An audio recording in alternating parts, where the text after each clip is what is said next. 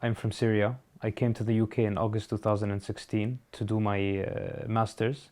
When I finished my master's degree, I decided to stay here in the UK. Coming to the UK has given me this sort of legal security that I didn't have. Before coming to the UK, I used to live in Lebanon. And in Lebanon, they don't give work permits to Syrians, so I had to stay for around more than a year without any sort of legal residency status. So definitely the opportunity of coming here to the UK has given me that option of just having this security. I joined Haringey Welcome through a common friend, Zrinka, who works for Migrants Organized. She's a CEO. We got together as part of a workshop we were doing that was organized by Common Purpose to try to mobilize the Syrian diaspora. And it was an opportunity where us Syrians got to meet Zrinka and to get to know the work that she was doing. And she had an interesting approach, which was, unfortunately, there's a tendency among Syrians because of the impact of the war. It has created a sort of dependency dynamic.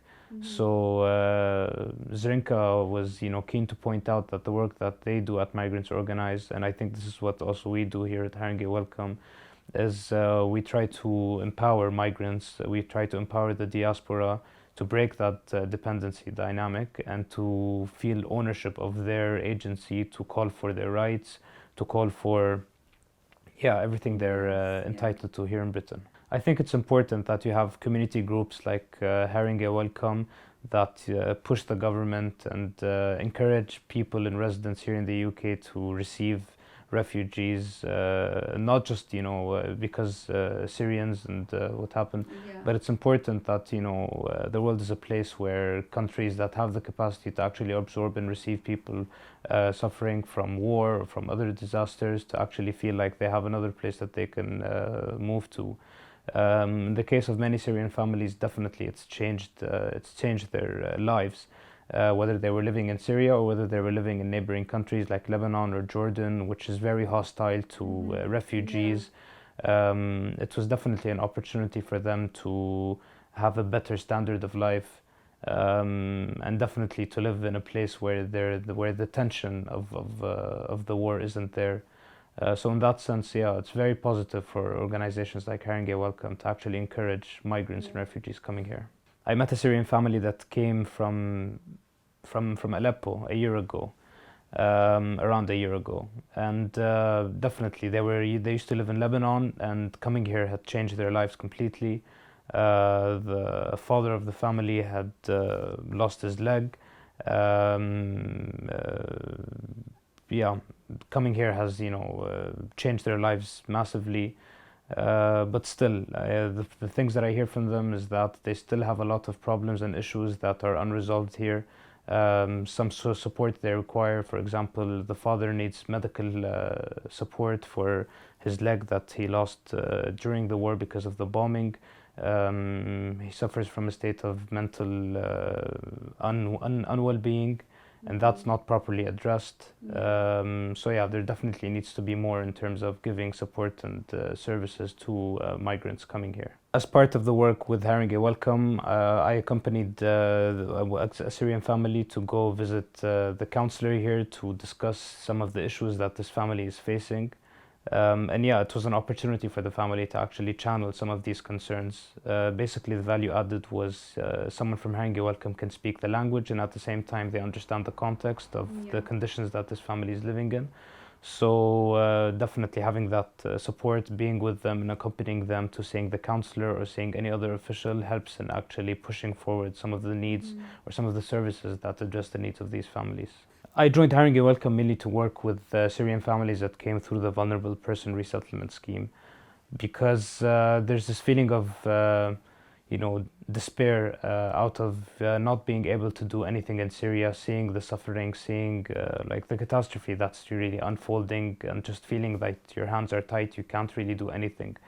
But then you realize that Syrian families have come here to the UK and they also face, and they're just not in the best conditions, and more could be done towards empowering them. If someone is interested on working on a culture of rights and democracy in Syria, then one ought to start as well with Syrian families here in the UK. So my aim is really to actually, get to know the Syrian families that have come through the VPRS scheme, and to try to work on instilling some of these rights and supporting them in their well-being here and them integrating to the country here. Yeah. And at the same time, like their families coming here, but also their children. There's a lot of youth coming to the UK who were probably activists back in Syria, who were probably playing more of an active role, but here don't have the necessary connections or the network to actually complete that job. But whereas you have Syrians here who are actively mobilized and active and working towards Syria. So it's basically trying to expand that network of, just trying to create a network where Syrians and the Syrian diaspora could work together towards a common objective. After I completed my master's degree, I decided to apply for asylum because I just, it wasn't safe to go back to Syria. I used to work for a humanitarian organization that was doing some work inside Syria, and a former colleague of mine was detained at some point, so that was extra security precaution to consider going back or not. So it was safest for me to apply for asylum here.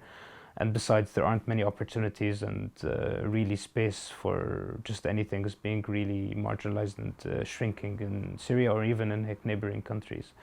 So the asylum process, I applied for asylum when I came, after my last visit to the region. At the airport, I applied for asylum. And when I told the immigration officer that I want to apply for asylum, they gave me a slip that says you're temporarily detained. And, I sit aside until my process actually gets through. But I was surprised to see that the paper had, that I was temporarily detained. So I asked the officer, did I do anything wrong, or is there something wrong with my process? And he was telling me, no, this is just standard procedure. And so I was surprised that, someone applying for asylum gets temporarily detained only as standard procedure. But apparently this is the way it works in the system. And it's definitely, it needs to be addressed because in my case it was simpler, but someone who's applying for asylum who has an experience of being detained and then goes through the similar experience, well, not exactly similar, but as in just going through that experience again of just saying the word detention. It has a negative impact on someone trying to apply for asylum. So definitely these things need to change.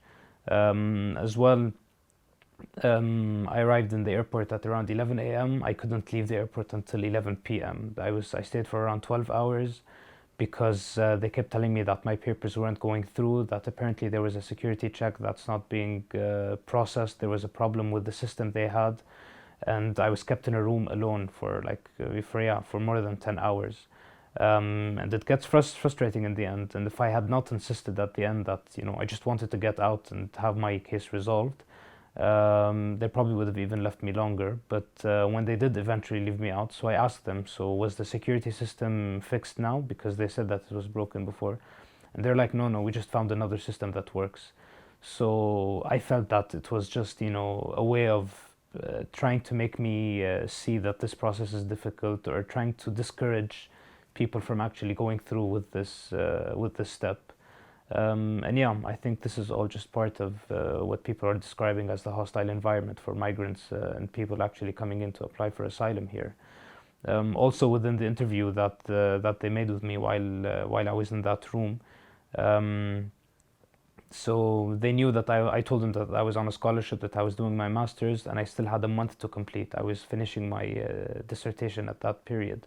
And they told me, you might very well lose your degree and lose your scholarship if you do proceed with that step. And I figured and I knew that this was not the case, that it's not possible that they'll do this. But I think, they were saying this to scare me off taking this step, or just to make me unsettled to go through this process. But of course, I said, if this is what it cost me to actually go through the process, I need to do that. And of course, I didn't lose my scholarship, neither my degree. But it's just an example of how they make it hard as a process.